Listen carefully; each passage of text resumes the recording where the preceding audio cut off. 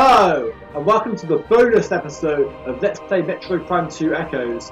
In this bonus episode, we're going to be going through some of the extras in the game, as well as starting an entirely new save file in order to get that last 100% scan.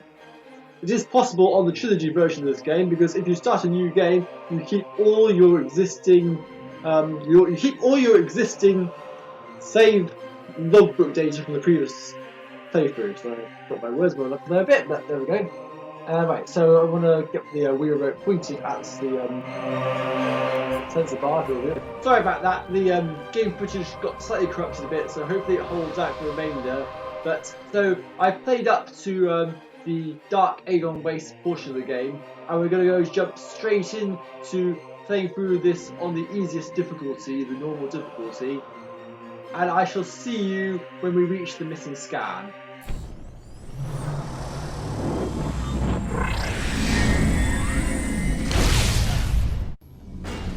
Okay, I'm just back up to the point where I've collected the light beam, and I've stopped just here because I wanted to make you notice something that I didn't last time. This scan right here, the web thing, this is a one-time only scan. If you do not get this when you're going through, then you can't get it ever. Fortunately, as you look at right here, I'm going through, all of the whole logbook entries have already been filled with the exception of the one we missed. Okay, let's go and get our missing scan, the last scan we need for the logbook.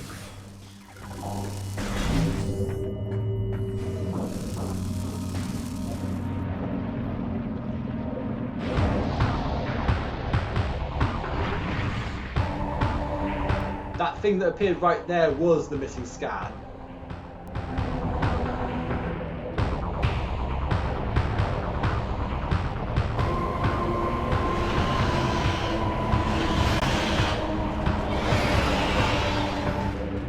Ignore the ink for now because we need to scan this right here. This is the ink web trap.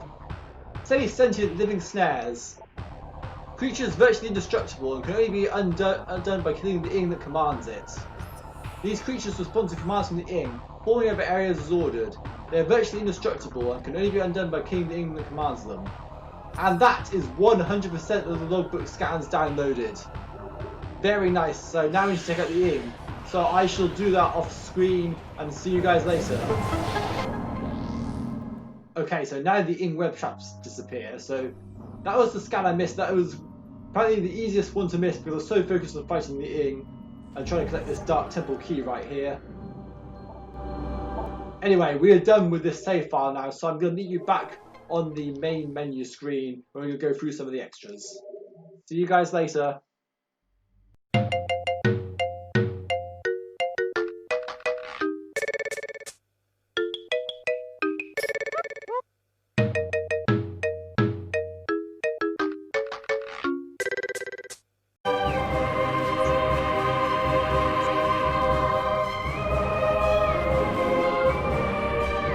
Okay, we're going to be spending the rest of this video looking in the extras section, because there's some pretty good stuff in the extras section in the Trilogy version. So we have a concept gallery, the bonus gallery, the soundtrack gallery, the friend vouchers, which ignore that, that's not really relevant to us. But we've got a lot of stuff here, like we've got the soundtrack gallery, you can listen to all the soundtracks from Metroid Prime 2. We've got stuff like, for instance, you can listen to Sanctuary Fortress. Or you can listen to the Quadraxis theme.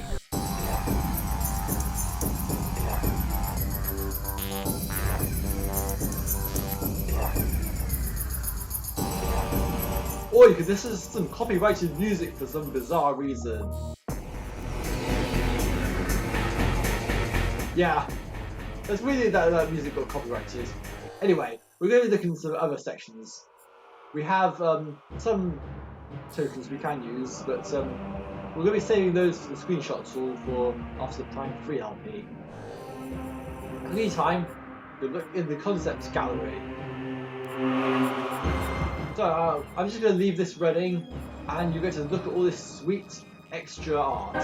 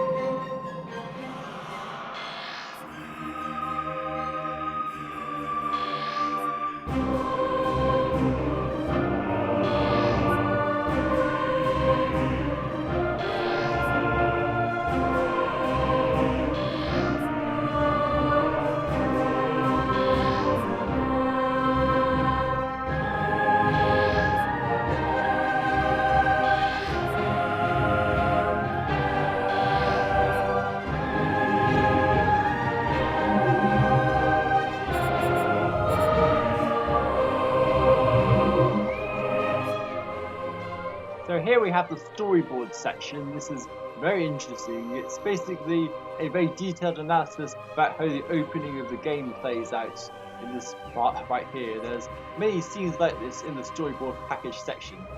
Storyboards are always a very fascinating part of game development. It really shows how much detail developers have to put into cutscenes like this one. So, as you can see here, we're going to go see quite a bit of the details in regarding just how far Retro went in each scene. So I'm going to be scrolling through all of this just so you can see all the details. You might find it hard to make out the writing from here though.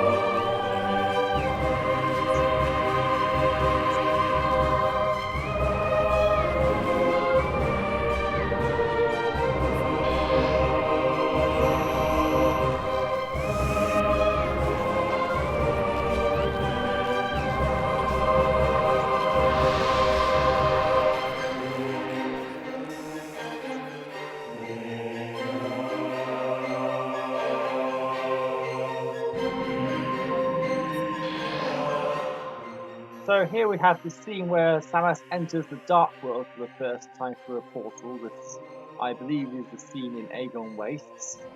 So you see a very detailed description about how this scene plays out here.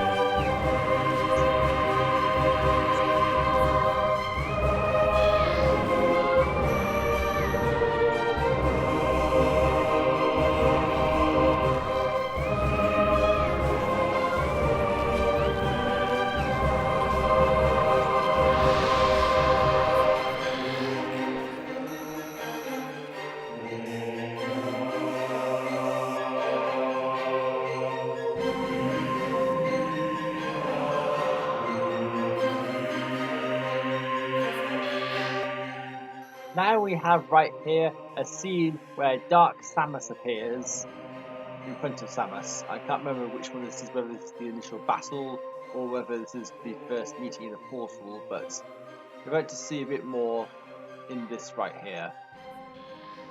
It looks more so like the initial meeting where you go through the portal to Dark Aether for the first time in the Splinter Hive.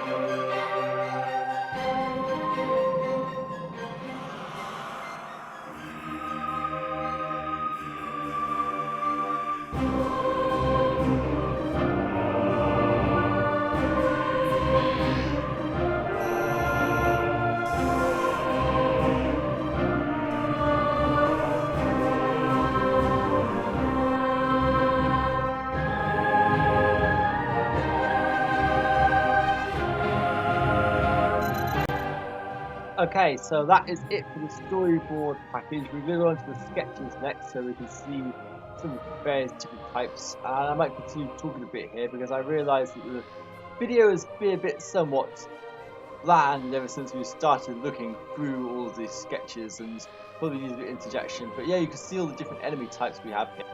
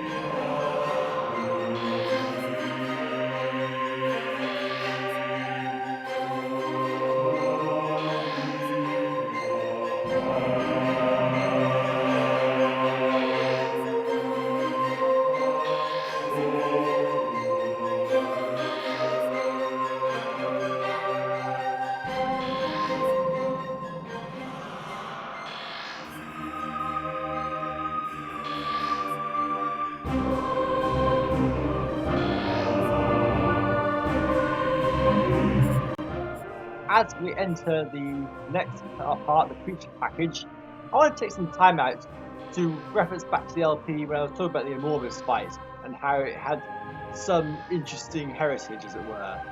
This harkens back to something, but there was also the fact that I said that there was a spoilery aspect that I couldn't talk about, and that was the light suit. So now that we've done that, I want to go through and read this interesting Q&A that I found. Well, obviously it was from somewhere else, but it was also published on a fan wiki. Yeah, I know, but that's what I'm going off here. But so take it with a pinch of salt, but this is what it says right here. Metroid Prime 2 is interesting after all. I was very impressed when I defeated the Morbus and got the Dark Suit. Thank you. We wanted the fight to be as enjoyable in that it was intense and dynamic, and we ended up really liking it too. In the gallery, the design of the light suit and that of a Morbus are identical in appearance. So is a Morbus some sort of Luminoth guardian? Is that why there is an Anubis monument in Aegon Plaza? Yes, of course. It's very subtle.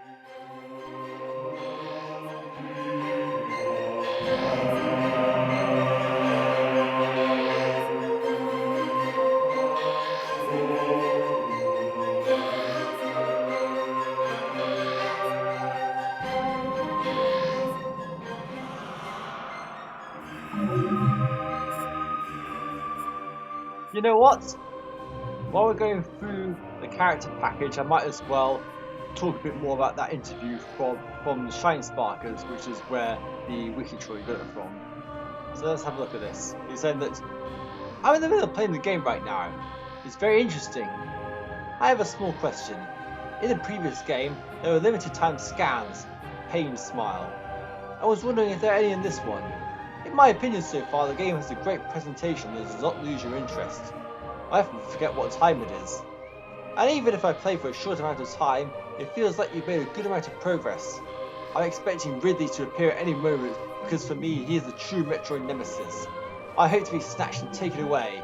Basically, I'd like to see Ridley in literally every game. If you see something, scan it. It's the basics. If not, you may regret it. Whether or not Ridley will appear, you will be able to tell if you finish the game. The Prime series has some distinct original background music that we're not used to, but how long does it take to create such a song like that? Due to the release schedule, it's necessary to complete these songs within a week. But sometimes songs related to the game's scene can take more time, much like a craft. So unfortunately, it's hard to say how long it can take.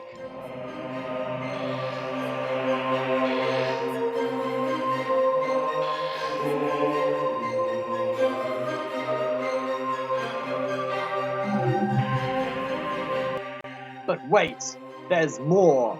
Metroid Prime 2 Echoes has a multiplayer mode, which I very briefly mentioned in the campaign, but for the bonus video, I decided we're gonna go and look at this multiplayer mode. So let's get right into it.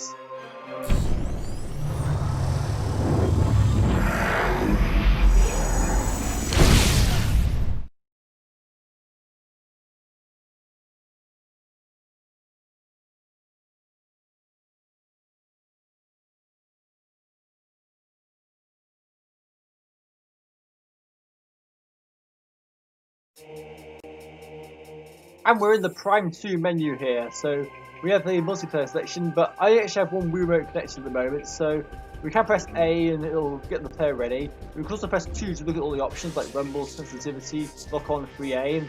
However, we're not going to be able to get much further without more Wii Remotes here, so what I'm actually going to do is I'm going to go and change the GameCube version just to show some aspects of multiplayer. There won't be any actual matches, it will just be more of a demonstration of the mode as it were. So see you in just a moment.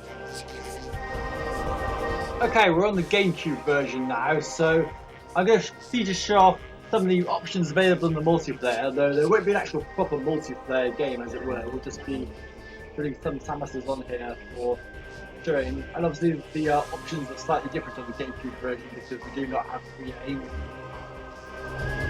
But yeah, press start to go into a 2-player game. Now we have two options here. We have the deathmatch, a traditional shootout between two players as it were, and you also got bounty mode, which is where you have to try and collect as many coins as possible.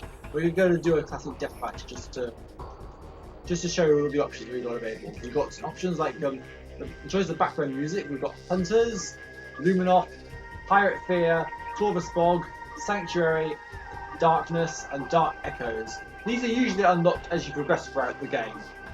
Hunters is the multiplayer exclusive theme, so we're going to go with that.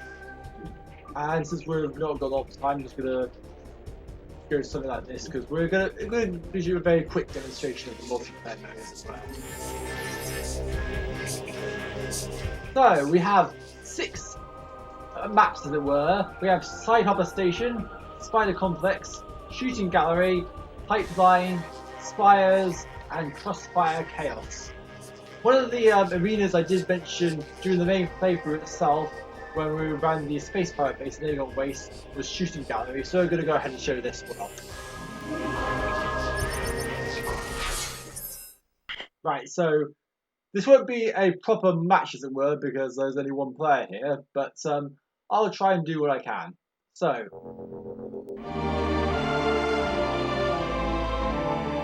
as I said, man the heavy turret to inflict some serious damage. So I'm going to be on the top here, and if we get to some little controls here, you can collect some health if you want to. It feels weird to play the GameCube version after this time. You have many options available to you, such as the grapple beam. This will give you the super missile here. You can use it to find the other player. I don't know where the other player is currently, but you'll find them soon enough. Let's try to look at the other screen. You are somewhere towards the back here. Use the bubble to go a bit quicker. You have to boost the here as well. So, you lose from the power up, you don't have to go up. We have unlimited feedback. But get out of the waffle here, then the other player should be around here somewhere. Oh, where are you? Oh, the other way, is it? Okay. No, okay, what happens if you go to here, the other player should be on the other side here. Oh, he's also on limited feedback now. Ow.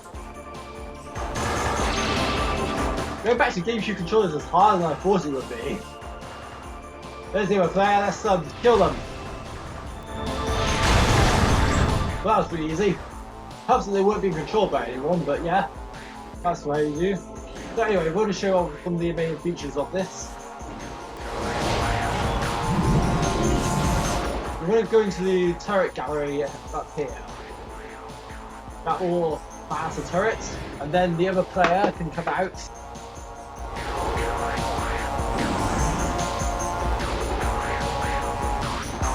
And then we can hopefully get ourselves a target. You see the other players different kinds of viewpoints. We have a player just like that, so we can now go ahead and shoot the opponent with the back of the giant turret. Oh great, they're in the and they died. Right. Speed onwards. See what else we can show you around here. What other power-ups do we have for you? We have the light beam. Cool. Right, let's see if we can find the other player now. We quickly get it before we use our light beam. Of course, the light beam has ammo. You can look at it in the top right hand corner of the screen to see what kind of stuff we have. When you get to use the light beam before we lose it, I don't really know, but also got some pickups here, which is doing what happens from where the stuff is lost. But yeah, you keep yourself topped up. This is a very good demonstration of the multiplayer because we can't really shoot other players as it is, but I'm sure once we... Oh, we do get invisibility power up as well, this can help you. Unless you look at the other person to think what they are, but hey, that's today's split screen multiplayer for you. You can kill the opponent with a light beam.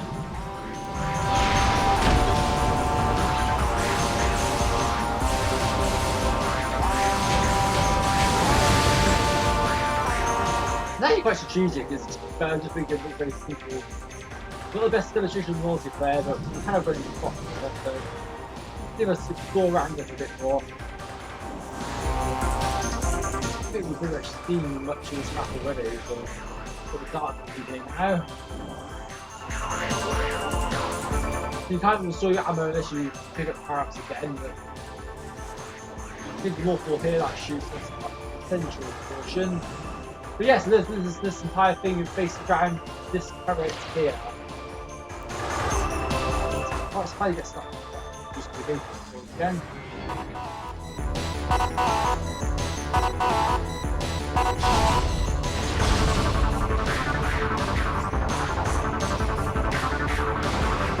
This music is great. If you think about the 1 minute remaining music is soon, this is kind of doing that sort of thing already, but nevertheless.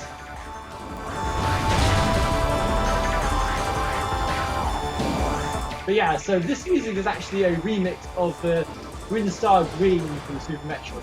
Never remixed. So both Windstars got remixes in Metroid Prime 2, which is pretty cool.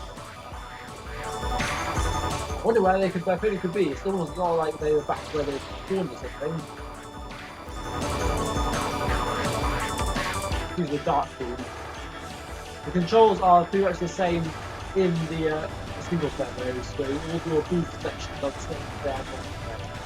They're not sure if they managed to be interesting. And as you can see, the only controlled player was able to win pretty easily. Although we didn't get the kill for one of the turret into the water, but oh well.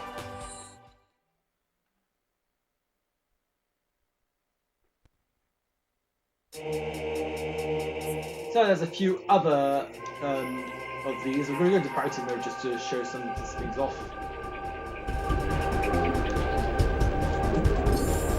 So we have a few other different multiplayer arenas. I'm going to go quickly to showing some of these off and just wander around them just so you can see what they're like.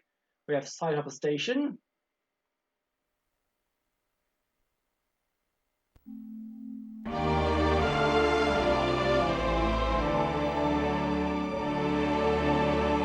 Bounty mode, you have to collect the most amount of coins to win, and beating up on your opponent will give you access to more of these. In Side Hopper Station, you have multiple cannons which can make you hop over to the other side, hence the name. Got some more power-ups here, as you can see, you've got invulnerability. There are multiple cannons, a lot of cannons in this level. We've got the central station down over here. Dark beam. Some new prices coins. I think coins seem to be not found many places, but I think that's quite good.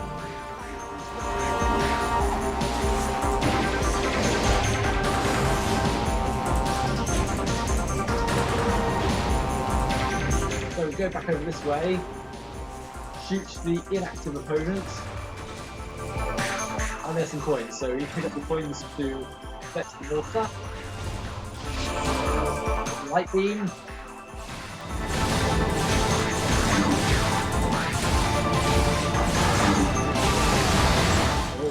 Killing your opponents only gets you so far this way. You need to pick up the points.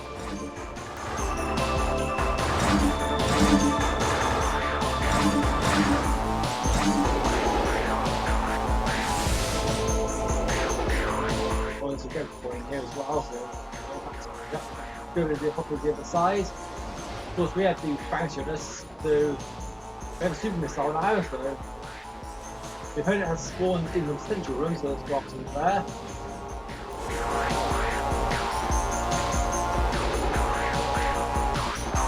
There you are.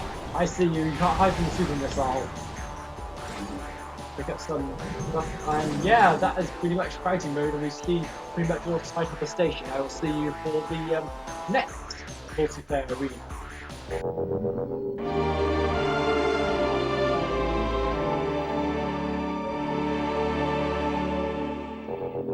So this is Spider Complex. It's an arena based around the spider ball, as you might expect. So we have multiple cannons here. Gives you prompts to stay after your spider ball because just in case you haven't played the main game, here.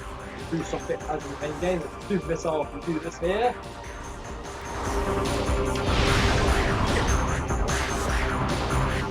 Now let's go around here and see more of the area. We've got this big spider ball area, but we can use it to shoot off into different sections from these parts. And then there's water in the so there's lots of people go up this way. There's the dark beam. There's the opponent. Obviously in an actual game you can move around trying to dodge each other. It's a bit more exhilarating in that instance. There's proper multiplayer rather than multiplayer mode with me just running around the map trying to show them what they're doing. Got unlimited missile ammo, which is nice. So yeah, these maps are quite symmetrical really. It's the main gimmick is the spider ball complex in the middle here. But yeah, generally I've actually had a lot of experience playing multiplayer. I used to play quite a bit more just the single player. In fact, I bought this game for the multiplayer in the first place, which is rather unusual. But you say that I was in the middle of the teen years at the time, so FPSs were the big thing. Massive damage. So I don't remember what this power up does. If you can find it, though.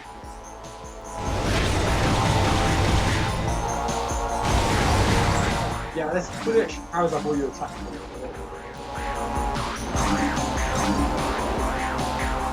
So I think we've pretty much gone around all of this particular arena. I don't think there's too much more to show off to you for it.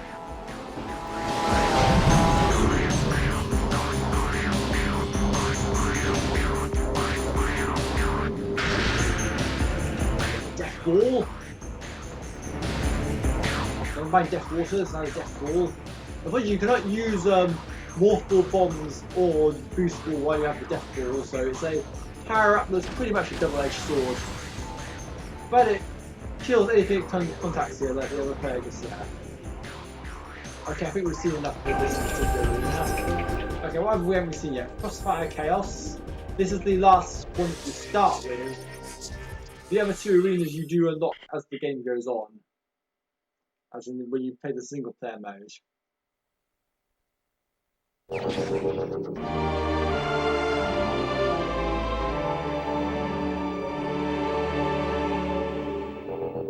So this is a very, very simple map. I'm not going to waste too much time on this one. It's this wide open area with this big bit in the middle. You've got this jump here which allows you to collect the super missiles.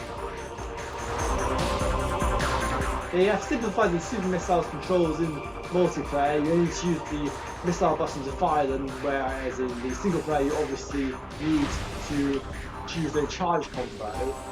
And you can do charge combos like this.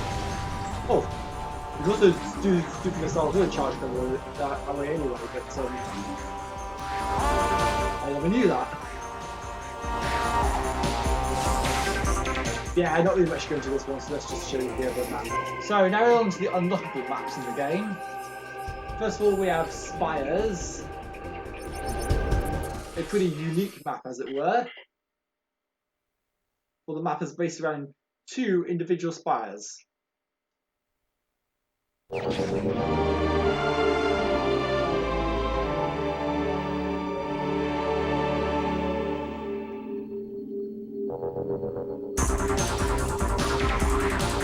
So yeah, this one in particular, you have cannons to jump over between the two. In the centre here we have a power up. Massive damage, looks at it. Going to the cannons here. There's a super missile right on that spire. On this particular spire we have a few different aspect of the big opponent. I just beating up into there too with no control right now. That's just cool. Unlimited missile ammo fired. Lost now. Yeah, this is a very relatively map really. It's two spies. You have to jump around between the two in order to try and take out your opponent. So let's show off the last of these. Oh, yeah, you can change the music during the middle of death matches if you're interested in doing so.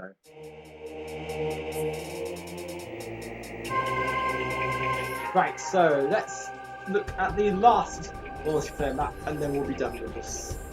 This is Pipeline. A lot of this map, if I recall correctly, is underwater.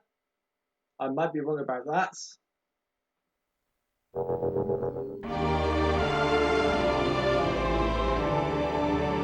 Okay, no, we are underwater here, but we have the gravity boost upgrade. Of course, we're going to have the gravity boost. Maybe the gravity boost is specifically for multiplayer.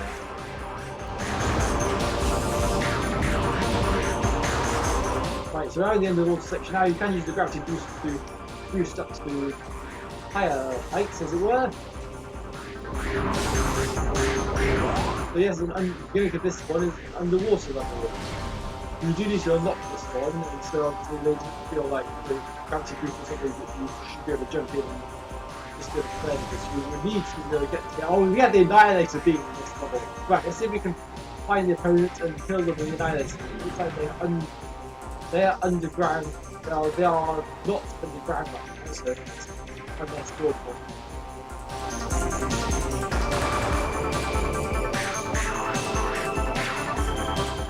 It should be above water. We are inhibited because of the gravity boost. There's the opponent. I'm taking the Annihilator beam. And they're dead. You have only one energy attack worth of carbon multiplayer, which is fair enough, really. I think the whole maximum amount of energy attack will take absolutely forever, so this is a good reasonable amount of health to have in a multiplayer Metroid game. And I think we've pretty much seen all there is to the multiplayer mode really, so I'm gonna get off now. So yeah, that was the multiplayer mode in Metroid Prime 2 Echoes. When I played it, it was pretty fun at the time we played it. Though I will concede that if you want a proper multiplayer Metroid game, I'd get Metroid Prime Hunters on the DS. That game was specifically designed around its online multiplayer, and so it plays a lot better for the most part, as it were. You have more playable characters, but then again, that game also has its fair share of problems. For example, there are a few particular characters are incredibly overpowered and made the rest of the roster redundant. I'm looking at you, Silex and Trace. Yeah, so that game there's also the issues where people have managed to glitch the game and have Trace standing inside walls so that you can snipe everyone from inside walls. So that was a major issue of that game's online multiplayer. And the name Silex might sound familiar in recent times because he is supposed to be the big bad villain for Metroid Prime 4. But maybe we'll get into that a bit later. But Silex is actually quite an important character. Maybe I'll let you know a bit more about it in the Metroid Prime 3 RP. But for now, that is the end of the bonus episode of Let's Play Metroid Prime 2 Echoes. See you in the Prime 3 LP, I guess.